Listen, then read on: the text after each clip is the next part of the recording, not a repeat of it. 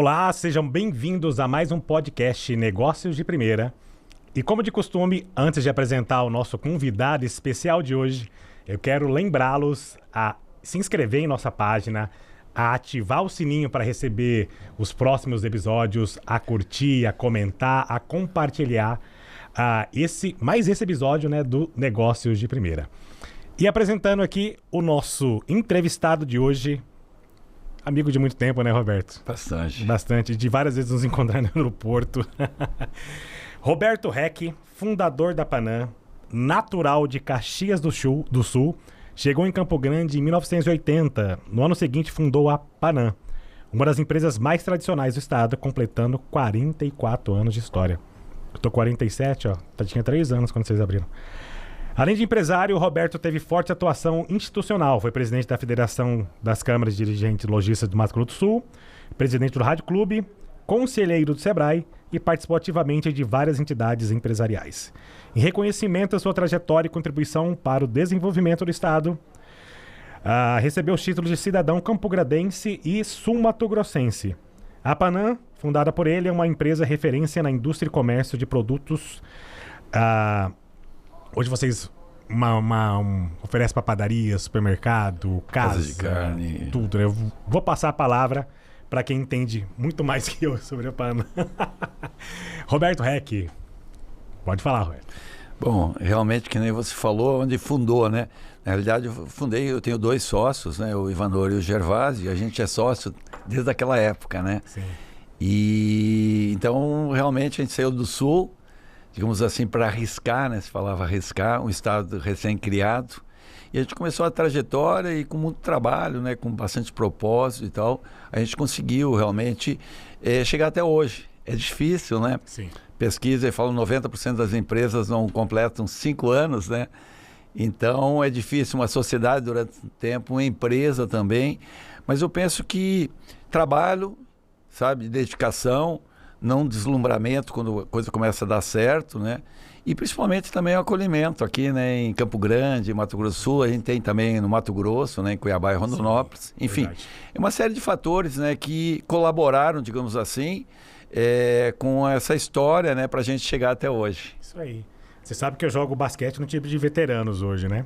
Inclusive, acho que na época que eu tinha lá os 16 anos, onde comecei ali a jogar mais para infanto-juvenil, né? O Vladlan, que é filho de um dos sócios, a gente jogava junto no mesmo time, e na época a Panam patrocinava alguma coisa pra gente lá naquela época, lá, 30 anos atrás. É verdade, a gente teve uma atuação muito forte no futebol de salão. Sim. A gente teve equipes no futebol de salão, eu mesmo me envolvi, joguei, aí não deu lá, montei um time, aí não estava legal a federação, montei uma liga, aí fui presidente da federação quase 10 anos. Então a gente teve uma participação muito grande aí no esporte, né? E sempre aí você se envolve, patrocina, enfim, está no meio, né? E o esporte tem muito a ver, né, com saúde, com uma série de coisas. Você corre, inclusive, né? Agora comecei a correr, bem recente aí, mas comecei a brincar aí, mas bacana, né? Tem que cuidar da saúde, né? A idade vai chegando, né? Quando você começou a correr, Roberto? Faz tempo ou não? Eu comecei na Maratona de Campo Grande. Que ano foi isso? Agora? Esse ano, meu filho me escreveu e eu falei, cara... Ele não te contou? Ele me contou, pai, amanhã tem maratona. Aí eu falei o seguinte, eu caminho. Falei, não tem problema. 5 quilômetros te inscrevi, como é que a gente faz? Eu falei, não, tem 1h30 para você ganhar a medalha, tem que ganhar a medalha. Eu falei, não, eu caminhando eu faço em 50. Aí fiz em 33 minutos. Fiquei em terceiro na faixa etária. Ô, louco. 33 minutos, 5 quilômetros. 5 quilômetros. Aí você fez correndo e caminhando. Eu caminhei um pouquinho, né? E aí depois já de novo, essa eu acho que agora domingo, vai ter a do Pantanal. São a quinta corrida, aí você já começa a preparar, né? Entendi. Fortalecimento na academia. Mas é bacana, né? Você está treinando todo dia corrida? Não, eu treino academia, aí fortalecimento. E a corrida acaba acontecendo, né? Isso aí. Roberto, o que trouxe você de Caxias do Sul para Campo Grande em 1980? A gente era guri, eu trabalhava numa empresa, chamava-se Refrigeração Panamante. E o administrador, a gente tinha um relacionamento muito grande, eu fazia cobrança, ele era advogado e era o gestor da empresa. E aí ele foi a Cuiabá e ele adorou Campo Grande. Ele passou por Campo Grande, ele foi de carro, cidade bem traçada, arvorizada, recém-galgada a capital, né? E ele tinha essa coisa assim, realmente aquele toque, aquela visão. E ele falou, cara, o Centro-Oeste é o futuro do Brasil, Roberto. Aí a gente pensou em abrir alguma coisa aqui, ele viria no segundo momento, a gente veio ver, gostou, cara e coragem. Aí convidamos uma pessoa também, o Gervásio, ele era preposto de um representante, e recém-casado, esposa de 17 anos, um filho de 1 ano, comprado um chevetinho em 60 pagamentos. Nessa época, né? 17 anos já... Ou seja, aí viemos para cá, alugamos uma casa, trouxemos um mecânico, gurizão, sem salário, só pela boia que a gente falava. Um vendedor também, era sobrinho do vendedor. Leva esse guri aí, vai que dá certo, né? Morava todo mundo na casa. Eu falo o seguinte, a gente tinha 101% de chance de dar errado, né? Total. E acabou dando certo. A gente começou a trabalhar em 80, 81, abrimos uma lojinha ali de 40 metros, ali na 14 de julho. Ah, tá, era em outro local. Na 14 de julho. Aí em 87 a gente foi ali para Marechal Rondon. Era só pequena também, mas já 400 metros. Era 10 vezes maior que a outra de 40. E depois tudo são trabalho, consequência, enfim, de a gente sempre seguir, né? Um trabalho sério, dedicado, com propósito, mantendo a sociedade, o que eu falei, sem deslumbrar, enfim, entendendo, pezinho no chão, né? Sim. E aí as coisas vão acontecendo. Por que nome Panam? A gente veio até 92, acho que era a Panamante. A gente usava o nome da Panamante. Aí faleceu o dono da empresa lá. Aí entrou sucessão, os herdeiros, e aquela coisa, estão usando o nosso nome, enfim. Aí a gente pediu para um estudo, tinha um amigo que mexia com publicidade, e aí uma das sugestões foi a Panam. Naquela época tinha a Pan American Airlines, né? Sim. E era um diminutivo, Panamante, Panam, e a gente adotou o Panam, e fortaleceu, foi em 92, eu acredito, né? E a gente, a partir daí, a gente... 10 anos depois, praticamente. Praticamente 10 anos, mais ou menos. E aí a gente firmou o Panam, né? Hoje solidificou, né? Uma marca que acabou sendo forte, bem trabalhada, que eu falei, com patrocínios, com esporte, uma série de coisas. Então, foi a origem, né? do Panam, da refrigeração Panam. Que bom. Quais as maiores dificuldades que você teve nessa época? Se você fosse numerar os 2 principais BOs que teve nessa época, lá no começo, o que você diria? Primeiro, a inexperiência. Eu era cobrador da empresa, o meu sócio era preposto de um representante, a gente não entendia nada de gestão, de negócio. E a gente foi indo cara e coragem, pouco atropelo, então você sente um pouquinho.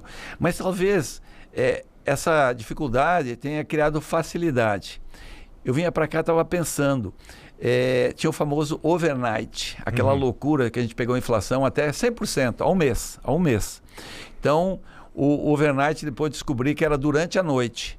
Você aplicava um dinheiro, ele te dava em torno de 2% a 3% à noite. Para outro dia. Para outro dia. Então, o pessoal deslumbrava com isso. E daí, o que nós vamos fazer? Primeiro, a gente não tinha para aplicar, mas podia tirar do negócio, tentar aplicar, esquecer, né, o trabalho. Dizer, a gente decidiu com o sócio, não entendemos disso, nem sabia o que queria dizer overnight.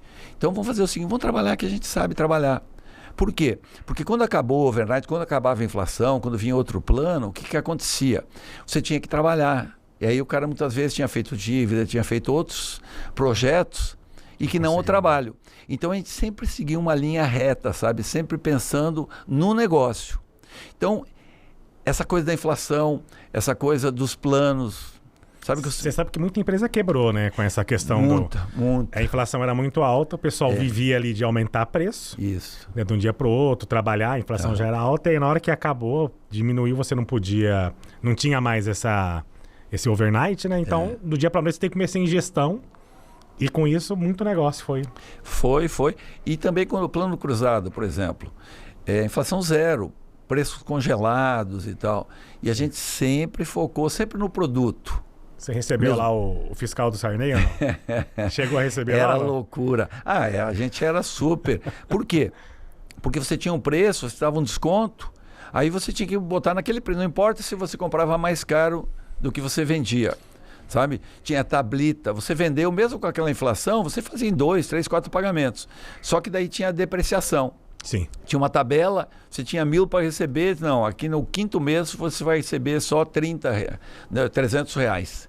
Era uma coisa maluca. Falar do dia de hoje, né? O pessoal não entende, né? Não entende, é difícil. Então, a gente transformou dificuldades em facilidades, no sentido que talvez não falta de estudo, ter o segundo grau, a gente não acreditava muito assim na coisa que a gente não dominava. Sim. Então a gente partia, bom, trabalhar você sabe. Tem que chegar mais cedo, chegava às 5 horas, trabalhava até às 10 da noite, não tinha meio-dia, sem exagero. Então você, para compensar, você trabalhava mais. E aí o trabalho sempre remunera. Sim. O trabalho sempre remunera porque isso você sabe fazer e isso sempre vai ser a coisa maior que existe, né, no mundo. Com certeza. Para isso aí que a gente está conversando aqui, para quem está em casa e não entende muito isso, mas nessas épocas de planos, né, para conter a inflação do Brasil, uma delas foi esse congelamento de preço. Então eles pediam, os comerciantes, os varejistas da época, não podiam aumentar o preço. E nessa época surgiu a questão dos fiscais, né, de preço. O pessoal brincava que era fiscal do Sarney, que era então o presidente da época. Só que nessa brincadeira, tipo, a pessoa pegava e eles tinham que comprar um produto que vinha da indústria no valor mais caro, mas não podia vender mais alto. Então o que acontecia? Eles colocavam a culpa no varejista muitas vezes, né?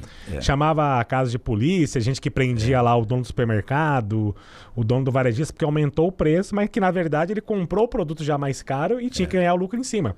E aí o que as pessoas começaram a fazer? Elas começaram a não comprar mais, porque já que eu vou tomar prejuízo, eu não compro. E é onde dava escassez, né, nos mercados principalmente. Exato, o pessoal tirava o produto. Eu me lembro na época que tinha vidro azul, por exemplo, os balcões vinham com vidro, era um vidro importado da Argentina, porque as fábricas aqui não podiam vender, porque o preço que, digamos, que ela tinha vendido lá na época do congelamento era menor do que o valor de custo do produto. Então, não vende. Vários negócios pararam, aí tinha que importar vidro da Argentina. Era uma coisa maluca. Era uma coisa maluca. Vista os dias de hoje, é uma coisa tipo assim de filme, né, cara? Literalmente pagar para trabalhar, né? E aí, mas só o seguinte, tudo muda, né? Por isso que depois, essas coisas todas que acontecem aí, você diz o seguinte, calma. A questão não é o problema, é como você trata o problema, porque existe o amanhã, né? Então é importante você ter o pezinho no chão, você fazer suas reservas, você ter essa consciência, porque vem o problema, depois ele vai embora. O importante é você sair bem desse problema, né? Tá? Então, esses 45 anos aí, né? Deixaram marcas profundas, né? Mas também deixou muita experiência, muito tato, muito feeling, muita coisa, como trabalhar com essas dificuldades, com o contraditório, né? Trabalhar com a dificuldade. Sim. Que momento, já que você está falando de dificuldade, que momento você percebeu, vocês perceberam, né? Cara, esse negócio aqui deu certo, esse negócio aqui tá dando certo. Qual que foi o insight? Que momento? Eu vou dizer que a gente sempre trabalhou correndo atrás da máquina. O que é isso? A gente sempre trabalhou, digamos, endividado. Endividado no sentido seguinte, a gente comprava para ter um estoque grande. Quando você tinha um negocinho, bom, vamos fazer a loja nova, vamos aumentar, vamos abrir uma filial, a gente abriu Dourado, depois Cuiabá, depois Rondonópolis, depois Três Lagoas. Aí começamos uma pequena indústria, abrimos assistência técnica. Então nunca sobrou dinheiro, sabe? Tipo assim... Sempre reinvestia. Nunca. Sempre você reinvestia antes, né? Porque a sede, a vontade de você crescer, de você aproveitar oportunidades era maior. Então eu posso dizer que até hoje a gente diz, legal, deu para ti, foi legal, nós estamos bem.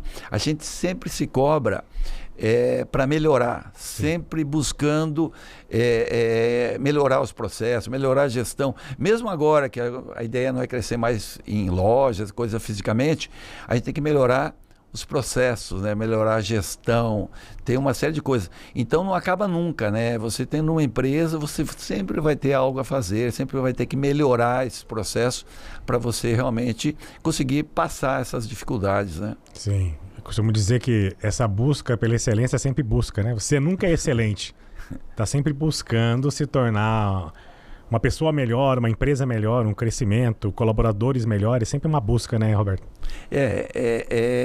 São preparos, né? A gente começou há uns 5 anos, a gente estava 100% na operação, 100% operação.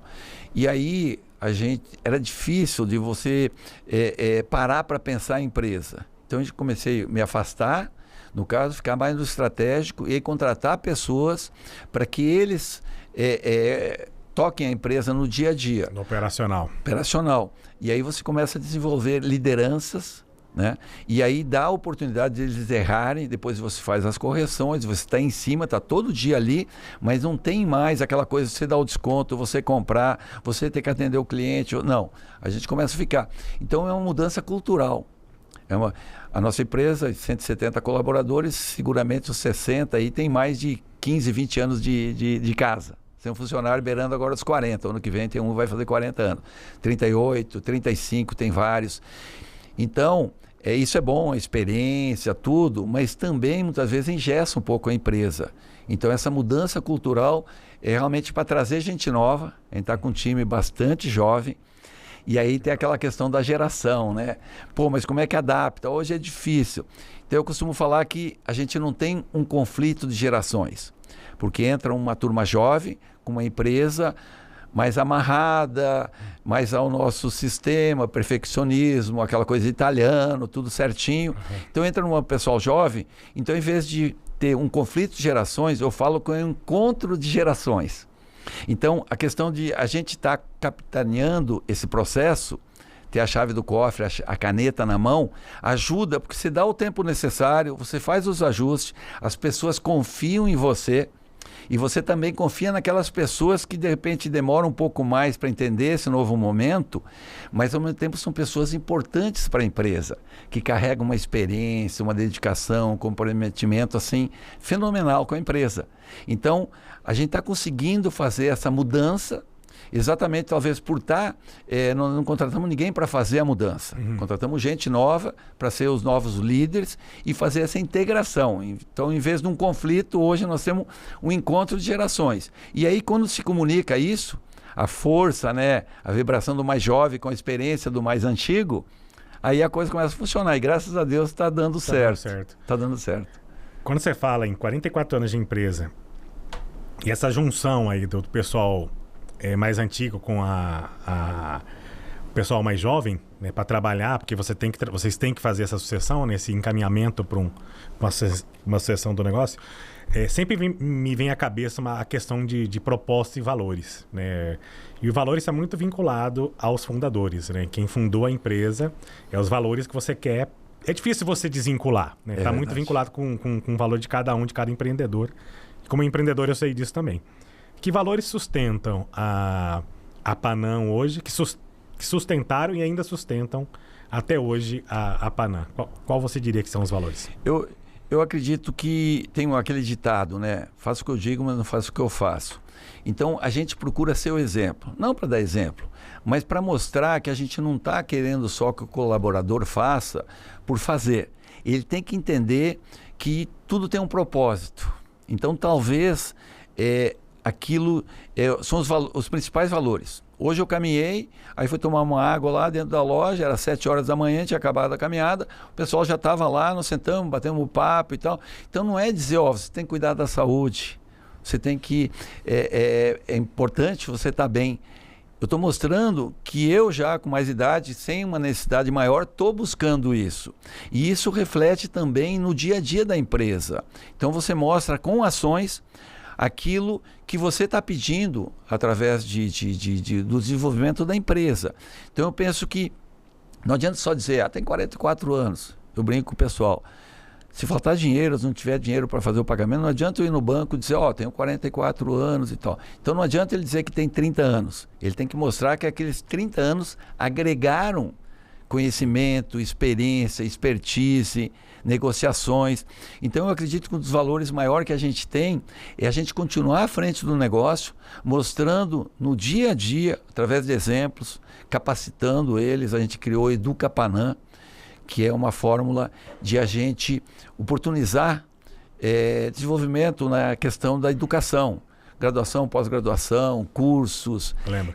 E isso é legal. Inclusive, vocês estiveram lá, né? Eu dei aula para vocês na pós-graduação. Pois na pós-graduação. E não foi só eu. Sim. A gente, colaboradores, Gerente, 3 fizeram aquela pós-graduação. Então, você mostra para eles, né? Eu tenho um colaborador que toda a família dele, os irmãos, tudo tinham curso superior. E ele era um que não tinha. Aí ele foi fazer um tecnólogo, acho que foi em finanças. Uhum. E aí ele, 2 anos... Imagina o orgulho dele para mostrar à família que aí ele estava também agora com diploma de curso superior. Pode fazer uma pós-graduação e tal. Então você oportuniza uma série de coisas e eu penso que através disso você consegue mostrar para o time o que você quer e por que você quer. Quando nós fizemos 40 anos, a gente foi criar missão, visão e valores. Eu não tinha isso escrito. A gente, tem que ter. Anos? Com 40 anos. Entendi. 4 anos e pouco atrás. E aí, fizemos, tem que ter missão. Não, depois a gente vê. Fizemos um site há 30 anos atrás. Tem que ter missão, Roberto. Falei, calma. O dia que a empresa entender que aquilo que vai estar escrito é realmente a missão e a visão e os valores da empresa, eu vou fazer isso. Então a gente fez a várias mãos, então está lá no quadro. Aí eu falo, olha o que está escrito. Qual que é a missão da Panam? Facilitar e encantar pessoas, promovendo uma experiência única de atendimento com nossos produtos e serviços. Legal. Então olha a responsabilidade que carrega. Sim. Meu pai dizia, você não é obrigado a prometer, mas sempre lembre, quando você prometer, você é obrigado a cumprir. Sim. Então, se a gente escreve, está lá na recepção, está na sala de treinamento, está nos banners, está no site, é uma responsabilidade que você carrega. A visão, ser referência em cultura de inovação para inspirar colaboradores que vêm antes do cliente. O cliente é importante, mas é o colaborador que vai atender o cliente. Colaborador, cliente e parceiros. Sim, aquela pirâmide invertida, né? Isso. E lá nos valores, por exemplo, a gente desenvolvimento de pessoas. Porque a empresa também tem isso. Se nós tivéssemos, numa outra situação que a gente recebesse, eu quero um profissional, já viesse pronto, tudo bem. Como a gente não tem isso, faz parte dos nossos valores o desenvolvimento de pessoas. Então, eu penso que está muito claro para as pessoas que estão ali na empresa, enfim, para todo o stakeholder ali, qual que é o propósito da Panam, quais são os valores, o que a Panam pensa, o que a Panam busca, e isso através de exemplos, Então, talvez esses são os nossos maiores valores que a gente consegue passar para todos. Com certeza. E tem aquela brincadeira que a gente fala no meio empresarial, que valor é aquilo que o pessoal fala na sala do cafezinho, né? Quando você está na sala do cafezinho, alguém pergunta, e aí, como é que trabalha nessa empresa? Como é que é aqui? A resposta aí... Aí é a verdadeira empresa, A verdadeira empresa. É o valor da empresa. É verdade, é verdade. Uma coisa é o que eu penso. Outra é o que está acontecendo lá na Panam nesse momento que eu estou aqui. Bastidores. Inclusive, proposta do podcast, né? Não é de palco, mas é de bastidor, é de altos e baixos, é de conversa franca aqui, realmente, do que acontece. Roberto falou aqui dos stakeholders, eu não sei se todo mundo sabe o que é, mas é todas as partes envolvidas direto ou indiretamente com o negócio dele. Clientes, colaboradores, fornecedores, todo o ecossistema tudo que gravita em volta numa empresa, Exatamente. Indo nessa linha, o Roberto, o que você acha que mudou mais? O mercado ou a postura do empresário? Eu penso que o mercado mudou muito. E uma das dificuldades, muitas vezes, é que não muda a postura do empresário. Eu tenho recebido muito feedback, talvez por a gente estar, como eu estou nesse processo mais por fora ali, criando essas novas condições para a empresa, e aí a Panam representa um pouco, porque é uma empresa de 44 anos, de varejo e familiar. Ela teria tudo para ser amarrada, digamos assim, uma empresa mais antiquada e tal. Então, talvez esse processo todo que a gente está fazendo de mudança deixa claro, muitas vezes, o que outras empresas não estão fazendo. Nada que a gente é melhor, nada. Mas muitas vezes vai cansando, vai indo. Então, muitas vezes é mais fácil. Hoje, criticar, por exemplo, está difícil a mão de obra. Tá difícil. Então, a culpa é o que é? Essa nova geração que não quer trabalhar e tal. Mas será que você fez todo o seu dever de casa? Você capacitou pessoas para prospectar melhores colaboradores? Você tem uma boa avaliação para entradas profissionais? Você faz um onboarding, quer dizer, a entrada dele legal? Você tem uma retenção bacana? Você tem outras coisas, não só o salário? Então, isso tudo eu penso que conta. E aí aquela coisa, não, o cliente é o mais importante e tal, mas você traduz isso em ações para o cliente entender que ele é o mais importante, não é o que eu digo que ele é o mais importante. Então, facilitar e encantar pessoas, Então, a nossa luta diária é exatamente isso. Então, eu sinto um pouco de inconformismo, digamos assim, mas nem sempre só em razão dos problemas que tem hoje. Você reclama do governo, dos impostos, dos juros, de uma série de dificuldades que existem. Só que eu entendo que eu devo me preocupar com aquilo que eu posso mudar. Aquilo que eu não tenho gerência de mudar, deixa para lá, não perco tempo, não vou perder sono, e aí eu ganho tempo para mudar aquilo que é possível mudar. Sim. E a gente tem focado bastante nisso.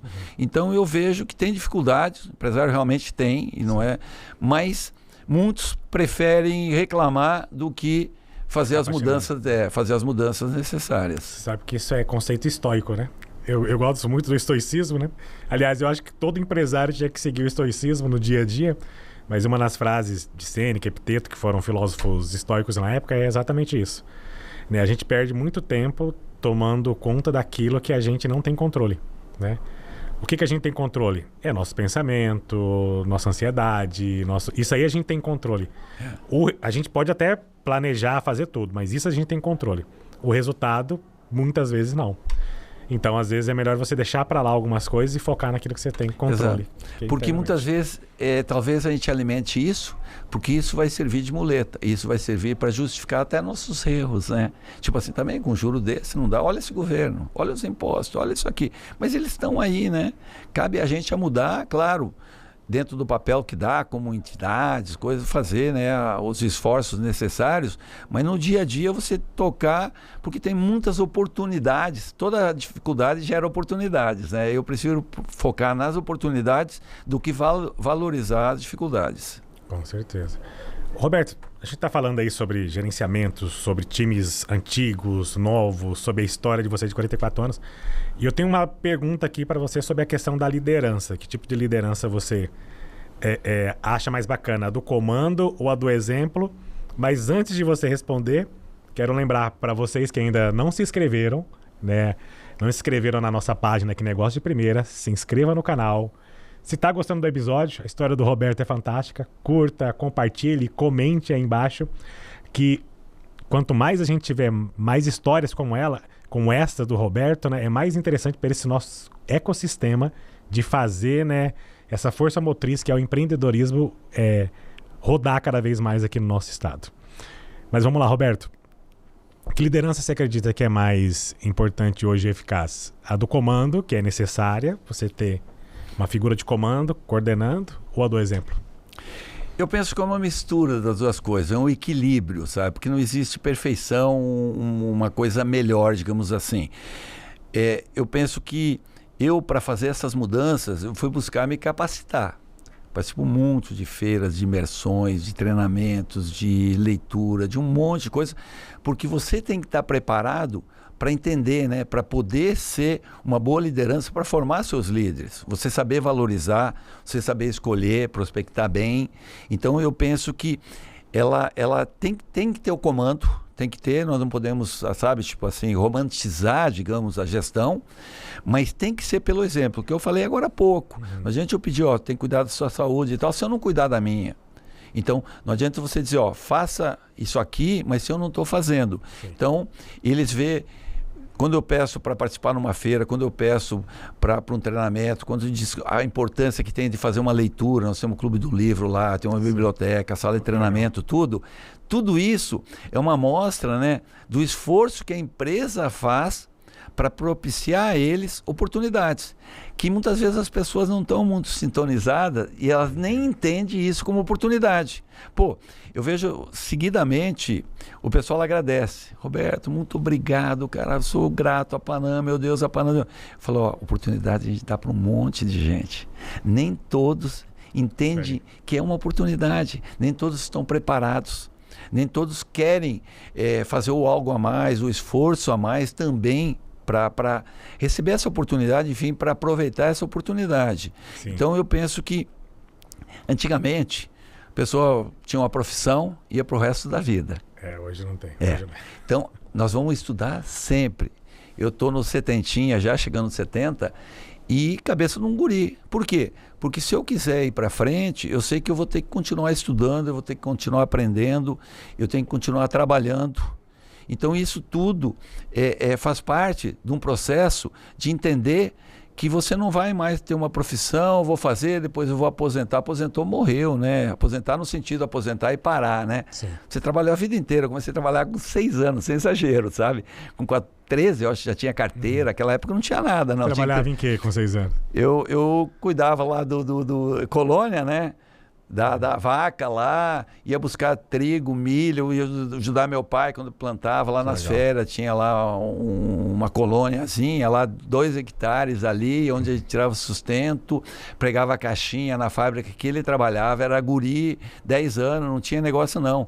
Você tinha que fazer, né? Eu brinco que os pais tinham filho naquela época para ter uma mão de obra de graça, né? Certeza, você já fazia 10, 15 filhos lá para trabalhar na fazenda. Para trabalhar, né? Então você aprendeu, né? E isso aí, em vez de ser uma coisa, você era forte. Não, isso aí só deu mais oportunidades, né, para você entender, porque eu falo hoje, meu Deus, hoje é uma delícia, né, o trabalho que tem, né? Naquela época era difícil, as dificuldades da vida era muito grande, aquela coisa, né, de interior, de dificuldade, mesmo o dinheiro era raro, você tinha comida, coisa, mas dinheiro era a coisa mais difícil.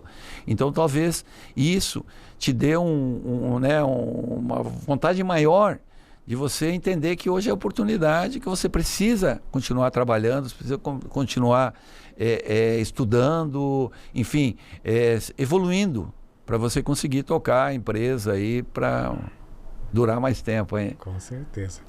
E falando nessa dificuldade, qual que foi a decisão mais difícil que você tomou nesses 44 anos de Panam? Profundo, hein? Alguém já te perguntou isso ou não?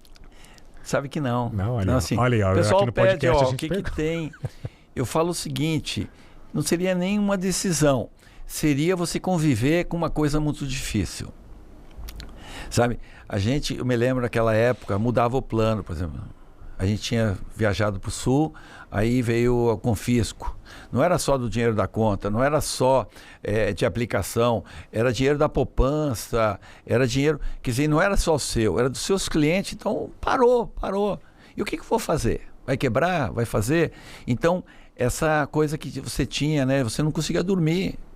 A pandemia também, fechou, 15 dias fechado.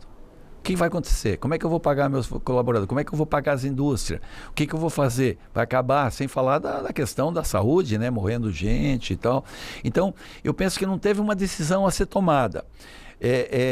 Teve dificuldades, assim, momentos que você olhava e dizia, bom, acabou, né? Tipo assim.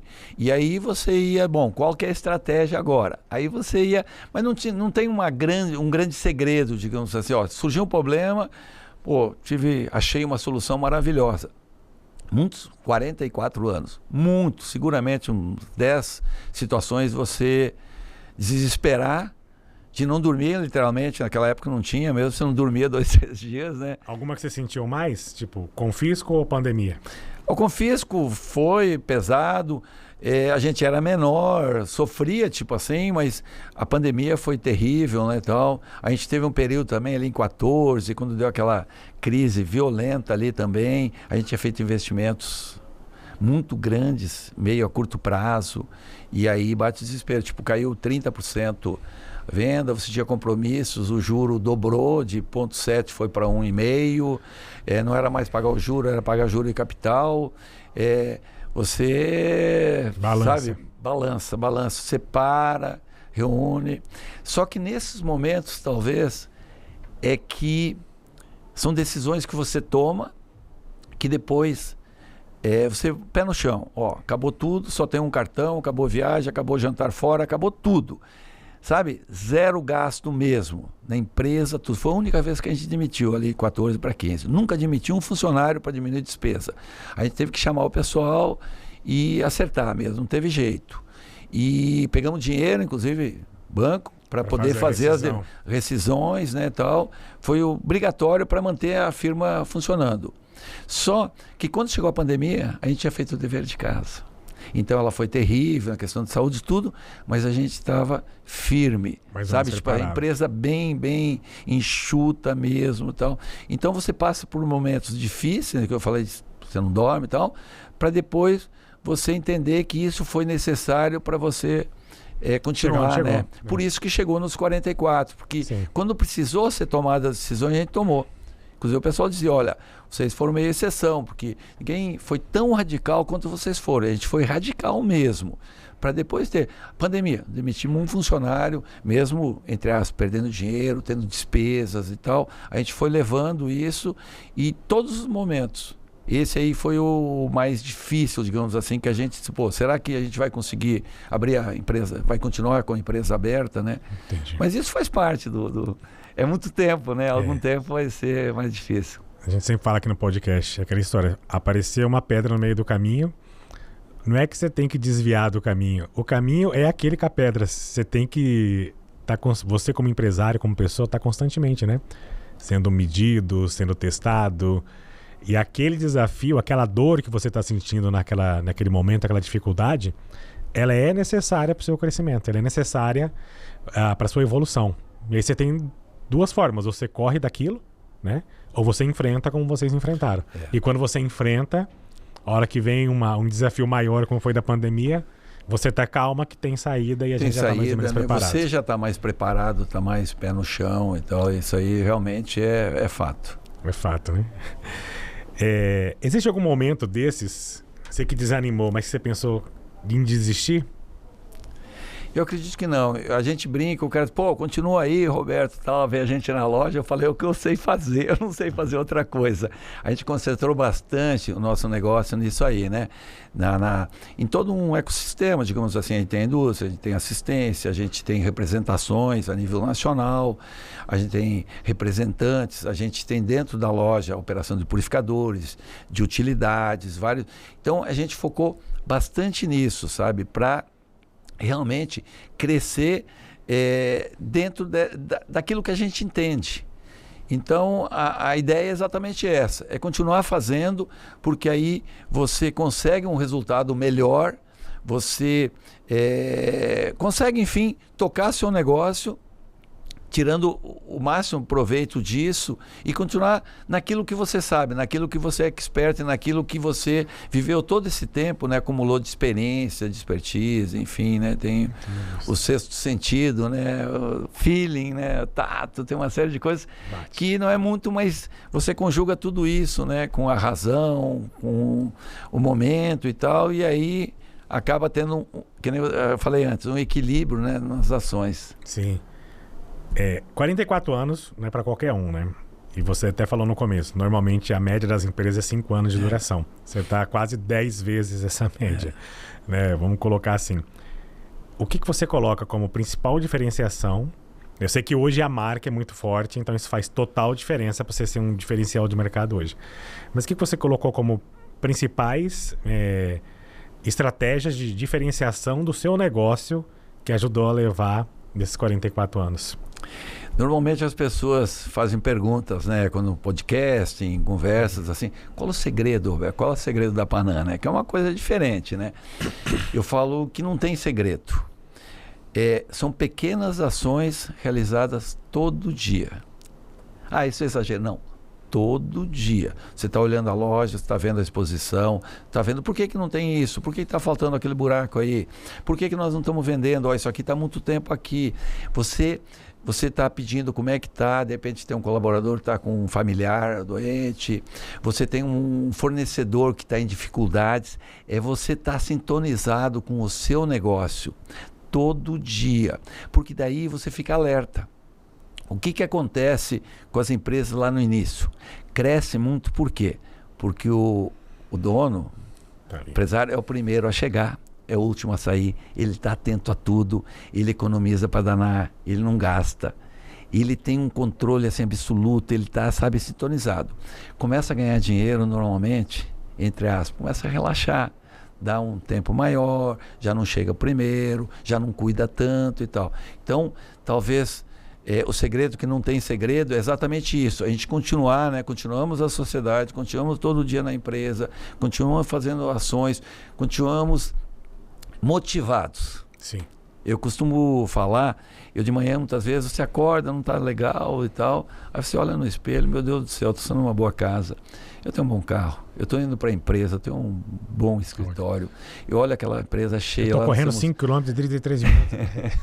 Então, que você tá bom demais o mundo, sabe? Muitas vezes a gente se cobra demais, que é aquilo que você não tem, quando na realidade você não valoriza o que você tem. Então, muitas vezes a gente quer mais.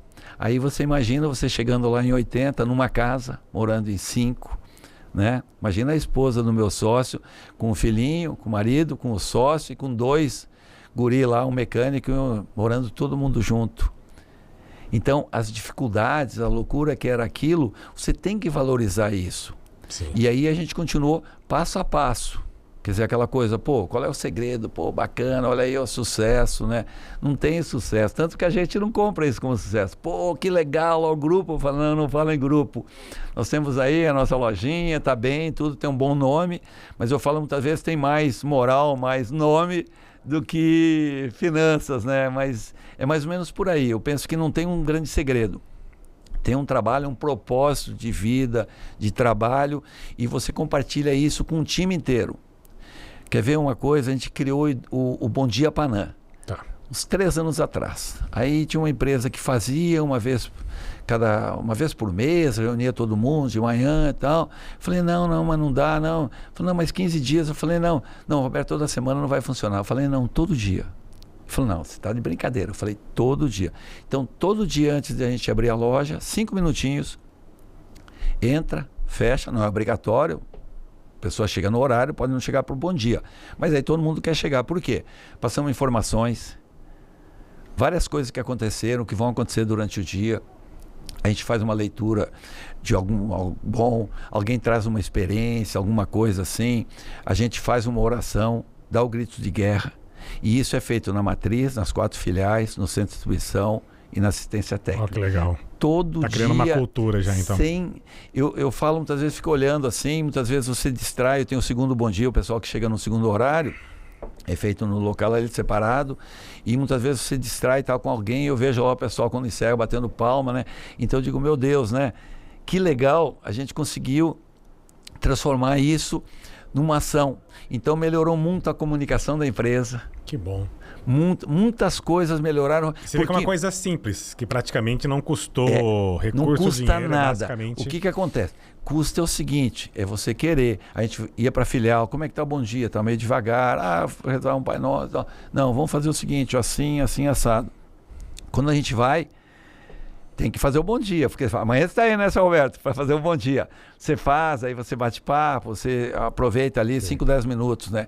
Então, nós falamos com os 170 colaboradores todo dia. Se eu quiser, é só ligar para o gerente das filiais e dizer, ó, seguinte, amanhã comunica isso. Rapidinho, sem trauma, sem nada. Então isso passou a ser uma cultura da empresa. Então são coisas que você pode fazer sem dinheiro, sem imposição, que ninguém é obrigado a participar e tal. Certo. Mesmo porque a única coisa que tem um Pai Nosso, uma oração universal, né? Mas o pessoal entende que isso é legal. Aí ele chega para o bom dia e se sente energizado. E acolhido, né? Acolhido. E muitas vezes ele compartilha. Na hora da oração, você pede uma energia, alguma coisa, ele compartilha uma dor, um problema que ele está tendo, um familiar, um amigo, e todo mundo fica ciente. Ou mesmo ele que não está bem por algum problema, ele compartilhando isso, aí o pessoal chega, daí como é que tá? Alguém vai, oferece carinho, oferece apoio. Então essas coisas são ações que a gente desenvolve que você pode fazer, que não custa dinheiro, só que tem persistência. Era uma vez por mês, não. Por semana não vai dar certo. Não, eu quero todo dia. Você está louco, velho. Não estou louco. E foi mais ou menos uns 6 meses, 1 ano para a gente firmar isso. E hoje você pode ir em qualquer unidade da Panam, pode chegar lá 5 minutos antes, a porta vai estar fechada, só abre no horário mesmo de abrir. Pode olhar pela janela lá, vai estar o pessoal. Está reunido lá, sabe, trocando feedback, informações. Você vê uma ação que não custa dinheiro, custa vontade em um breve tempo, mas que ao mesmo tempo faz toda a diferença naquele dia de atendimento. Não sei se você mediu antes e depois as vendas, quando vocês começaram a fazer isso, se aumentou, se manteve, se diminuiu? Ricardo, melhorou muito em todos os sentidos. Como eu falei, a comunicação melhorou. E quando a comunicação melhora, você evita uma série de erros, de problemas e tal. Então, eu costumo falar, e é legal, porque, tipo, a gente cobra. Gente, o nosso atendimento está muito bom. Realmente eu tenho recebido um feedback, elogio legal. Só que essa é a notícia boa. A ruim é o que é? A pessoa chega, com o grau de exigência alto. A régua nossa subiu. E quando subiu, o cara já espera, a pessoa, o cliente chega lá, ele espera um atendimento diferenciado. Sim. Ele não quer que você atenda a expectativa. Ah, vai superar. Não, nem que supere, que encante. Então você precisa comunicar isso pro pessoal. Ó, tá escrito aí, sabe? Então eu decorei o negócio e falo, ó, não sei se estão lendo, eu estou lendo daqui longe, ó, tá lá, facilitar, encantar. Então você reafirma essas posições, porque senão o pessoal esquece. O ser humano tem essa coisa, né? Sim. De entrar no ritmo ali, no dia a dia, e tem todas as explicações possíveis, né, justificativas, para não fazer. Então a gente cobra isso direto. A gente fala com as lideranças, com o gerente e tal, ó, tem isso aqui, deixa, Roberto, dá uma reforçada no bom dia. Então, e as coisas acabam acontecendo. Com certeza. 44 anos vocês passaram por várias coisas, entre elas não dá para deixar de fora a questão da inovação e tecnologia. Deve começar talvez com máquina de escrever, implantação de computadores, sistema RP de gestão, né? Um sistema de gerenciamento de mercadorias. Como é que foi isso ao longo desses 44 anos, implantar tecnologia em algo que começou ali talvez no papelzinho, né? no Tilibra, no caderninho? Eu falo a idade da pedra, né? Porque a gente veio para cá. Imagina num mundo sem WhatsApp, sem e-mail, sem computador, sem Instagram, sem YouTube, era o mundo. Era o mundo. A gente demorou um pouquinho para inaugurar ali na Marechal Rondon, nós estávamos lá na 14, aí nós compramos um Telex. Telex tinha banco, grandes empresas, a gente era chato, não, vamos comprar um Telex. E aí era 61, era Brasília, não tinha aqui o 67. Demorou um pouco para sair lá a liberação do imóvel lá para a gente construir, não sei o quê. O dinheiro de hoje eu paguei... O Telex é o antigo fax, né? Era mais banco, tem né? gente que aquela... não sabe, o que é. Explica o que é Telex aí, Roberto. O Telex era gravado numa fita, né? Picotado, digitava e tal, e era retransmitido de ponto a ponto, digamos assim. Você queria ter... Era mais usado em bancos, grandes empresas, né? Se fosse um telegrama ali de empresa para empresa. Isso. Só que físico, né? Porque era picotado o negócio. E a gente comprou isso. 60 meses, loucura assim. Uma grana. A gente demorou um pouquinho. Quando a gente foi ali para Marechal Rondon, e nós fomos em 87, questão de 6 meses ele estava obsoleto. Aí surgiu o fax, aquela coisa toda. E eu fiquei ele uns 20 anos guardado lá. Porque não é que, sabe aquela coisa que... Mesma coisa se comprasse um carro hoje, 100 mil reais, aqui 6 meses, ó, isso aqui é peça de museu. Agora você deixar ele não anda, não tem valor, ninguém vai querer comprar. Você está pagando ainda lá o Telex. Então, aí fax, aí computador, aí sistema, aí processos. Mas eu falo o seguinte, tem muita tecnologia, né? Chatbot, tem uma série de coisas que a gente hoje tem muitos sistemas, gerenciamento. WhatsApp, então foi um avanço, né? Você manda ali. De logística, hoje tem, que comunica tudo, é fantástico. O pessoal sai já com roteiro, entrega, você acompanha online, aí como é que está a entrega. Isso facilita muito a comunicação, né? Mas eu prefiro falar que a inovação é mais no sentido de você melhorar o processo. Acho que o João Apolinário tem um livro que fala inovar é refazer o que já existe, é melhorar o processo. É claro que entra tecnologia nisso, entra uma série de coisas, mas você ser uma empresa inovadora é você ser uma empresa que está plugada no mercado, nas novidades. E isso não é só tecnologia, né? Isso são processos também. Então, a gente trabalha bastante com isso. Nós temos um time lá de inovação, de qualidade, de novas tecnologias, de coisa assim, mas muito galgada nisso, de fazer bem feito o feijão com arroz, sabe? E aí aproveitar a tecnologia para que esses processos sejam melhorados. Não ao contrário. Porque de repente é o seguinte, ó, tem um sistema maravilhoso, ó, vem aqui, chama um cliente e mostra. Ele fala o seguinte, legal, parabéns. O que isso vai melhorar a minha vida? Essa é a ideia. Sim.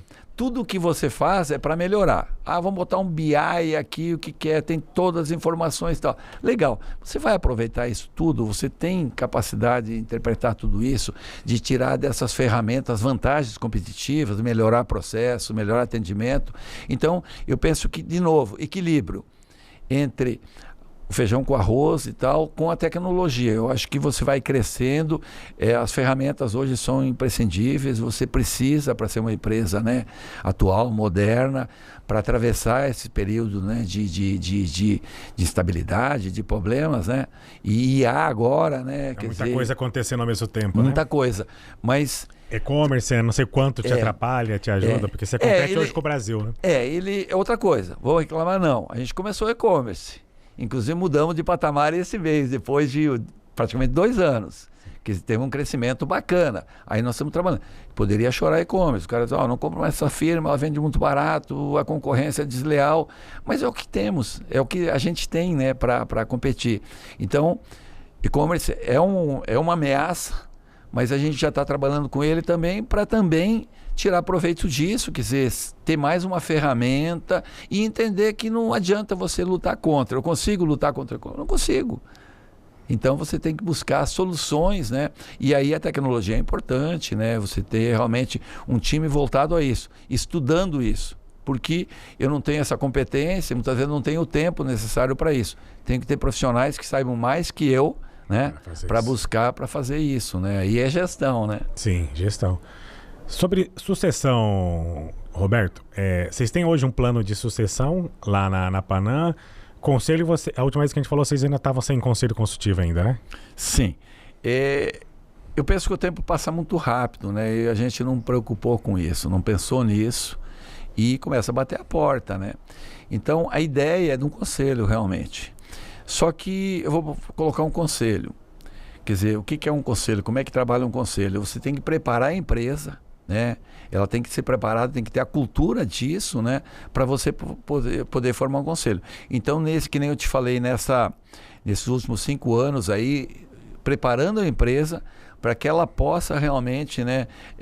Logo aí, talvez ano que vem, já a gente montar um conselho consultivo para começar a preparar você ficar mais na estratégia, digamos assim, né? E começar a desenvolver essas lideranças que eles possam tocar a empresa. Uhum. E aí, os sócios, né? Enfim, com pessoas de fora, vão dar as diretrizes, digamos, para quem vai executar o dia a dia, né? Para o operacional.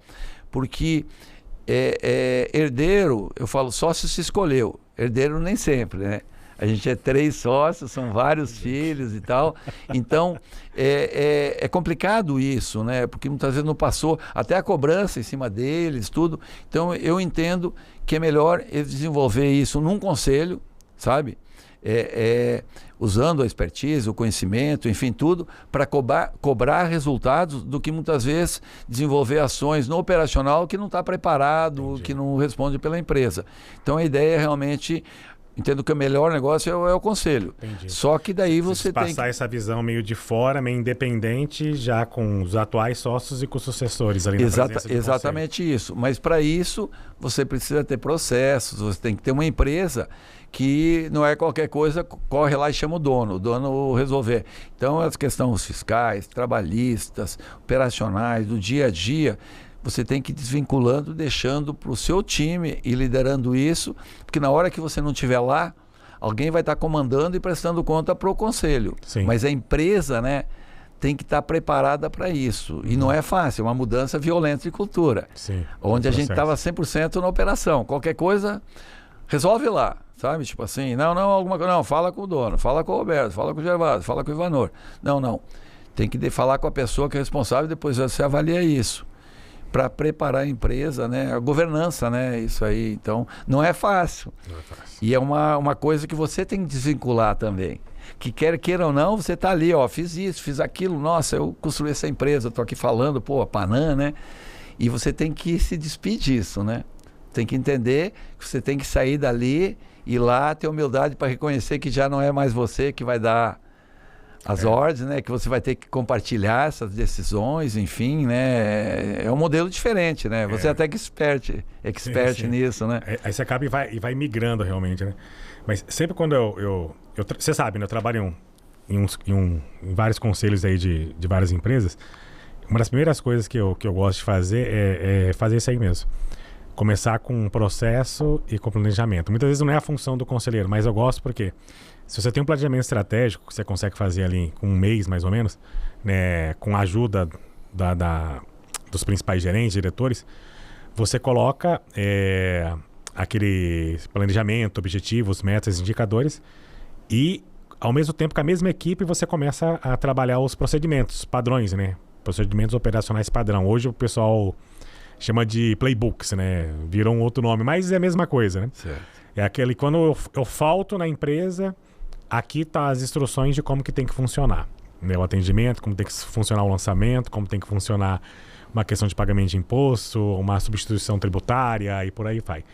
Então, às vezes a gente acha que é bem complicado, mas a melhor pessoa para escrever isso é a pessoa que está no dia a dia da operação, né? Qual que é o certo? Como é que você faz? É isso, então escreve isso, né? Da maneira exatamente como você faz, seguindo o modelo, objetivo para que você faz, como é que é o procedimento e a revisão. Daqui um dia mudou o sistema, mudou o programa, você adapta e faz uma nova versão. Né? Não é você se adaptar ao papel, é o contrário. À medida que a coisa vai evoluindo a inovação, você vai se adaptando à situação, né? Exatamente. E aí, só que essa é uma fase que ajuda muito na gestão, né? E às vezes, é que aqui no Brasil a gente não tem tanto essa cultura de conselho, né? Às vezes nos Estados Unidos o cara abre uma startup com 2 pessoas já põe um conselho. Na garagem, tá na garagem da casa dele já põe um conselho, né? É cultural isso lá, É cultural. Eu acho que é questão de tempo aqui no Brasil, né? Qualquer tamanho de empresa as pessoas vão buscar, né? Porque hoje aonde que o brasileiro, o empresário pequeno, por exemplo, aonde que ele vai buscar conselho? Ele vai buscar na família, né? Naquela conversa de bar, no tiozão, no pai que às vezes não tem nada, no amigo que não conhece. E aí acaba vindo muito mais um conselho emocional do que um conselho de gestão, de estratégico mesmo em cima dele, né? E à medida que você vai entendendo isso, você vai escolhendo aquele conselho, aqueles conselheiros que sejam gente que possa realmente contribuir com algo que às vezes a gente não tem. Porque a visão fica nublada, né? Eu mesmo, como eu estou num conselho de outras empresas, lá nas empresas que eu invisto, que eu estou dentro, eu gosto de trazer gente de fora porque dá uma abertura de leque, né? Hoje aqui no nosso grupo, uma empresa que a gente tem, que é uma pet tech, que faz ventilador para clínica veterinária, uma das coisas que a gente viu lá, que está nos nossos sócios, é um cientista de dados que trabalhou 20 anos no Google, né? Então hoje ele recomendou lá uma IA que encaixa muito bem para um tipo de atualização que a gente está fazendo no nosso sistema, que quem trouxe é ele, né? Tipo, mesmo você não ter nada, mas quem trouxe... Você não teria isso dentro da empresa, exatamente. Né? Então você tem esses insights que às vezes você pula etapa, né? Aquele processo que você ia demorar 5, 10 anos pula etapa, né? Esses dias num outro conselho, a gente viu um contrato que a pessoa tinha fechado com o fornecedor dele, na verdade uma compra que ele fez de um negócio, e era um contrato muito draconiano, assim, tá muito pesado para ele. Certo. Ele falou, cara, cancela esse contrato, renegocia. Como é que eu vou fazer? Renegocia. Aí se o cara não quiser, aí você fala, então toma de volta, eu te dou um prazo, você me pagar, devolve tudo para ele, né? Porque tá muito alto.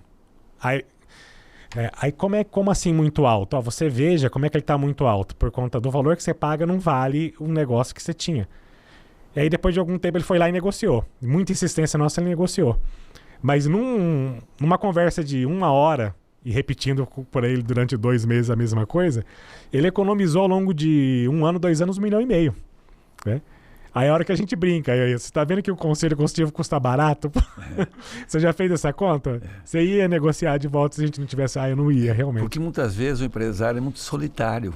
Sim. Ele acaba se fechando. Ele é solitário, exatamente. Ele se fecha e que nem eu falei, essa questão dessa mudança cultural, isso tudo promovendo a empresa, preparando a empresa, digamos, para um conselho, ela me dá essa condição, inclusive agora, da questão do conselho, de não estar apegado ao poder, não, eu sou o presidente da empresa, eu tenho que ficar aqui, mas se eu for para um conselho eu vou perder o poder, digamos assim, eu vou compartilhar. Não, eu quero isso. Sim. Eu entendo que eu preciso de um tempo para preparar a empresa para isso, para depois ir para lá e ficar dentro daquele papel que cabe a um conselheiro.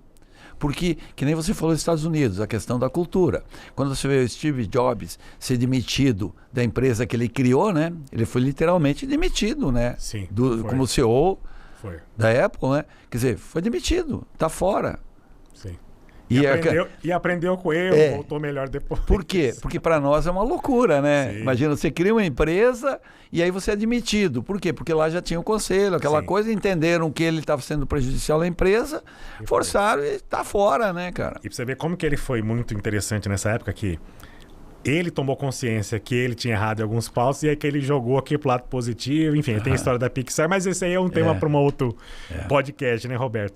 Roberto, para encerrar, uma última pergunta. Se você pudesse resumir a sua trajetória em uma frase, que frase que seria dizendo para aquela câmera ali? Eu penso que o que aconteceu foi maior de qualquer coisa que a gente sonhou, né? E que isso foi construído com trabalho, com respeito às pessoas, aos negócios, à sociedade. Podia resumir nisso, que a gente conseguiu mais do que pensava. Sonhou alguma coisa? Não. Mas tudo galgado no trabalho, no respeito, cometendo erros, enfim, mas feliz com o que está acontecendo e esperando que isso dure mais tempo ainda. Com certeza. Obrigado, meu amigo Roberto Reck, um dos fundadores da Panam. 44 anos de história, não é para qualquer um. Espero que vocês tenham gostado de mais um podcast Negócios de Primeira. Agradecer a presença novamente aqui do Roberto. Se você ainda não se inscreveu, se inscreva aí no nosso canal Negócios de Primeira. Ativa o sininho para receber os próximos episódios e até um próximo. Isso aí, né, Roberto? Isso aí, obrigado pela oportunidade.